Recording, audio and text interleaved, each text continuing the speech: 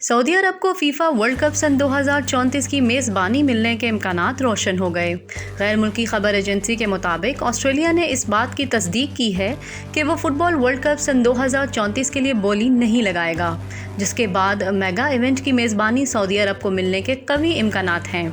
Football की आलमी तंजीम FIFA ने वर्ल्ड कप सन 2034 के लिए 31 अक्टूबर तक एशिया और ओशियाना ममालिक से बोली तलब की थी, जिसका मंगल को आखिरी रोज़ था।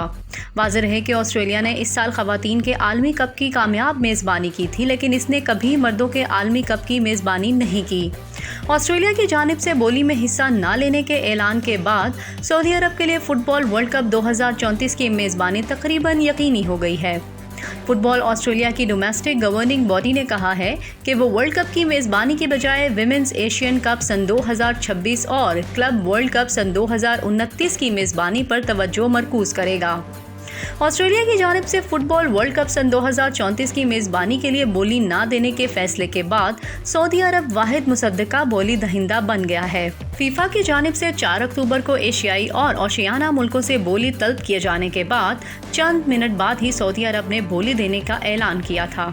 फीफा ने वर्ल्ड कप सन 2026 की मेज़बानी अमेरिका, कनाडा और मेक्सिको, जबकि वर्ल्ड कप सन 2030 की मेज़बानी मराकेश, पुर्तगाल और स्पेन को दी है। सऊदी अरब सन 1994 से 6 बार फीफा वर्ल्ड कप में शिरकत कर चुका है।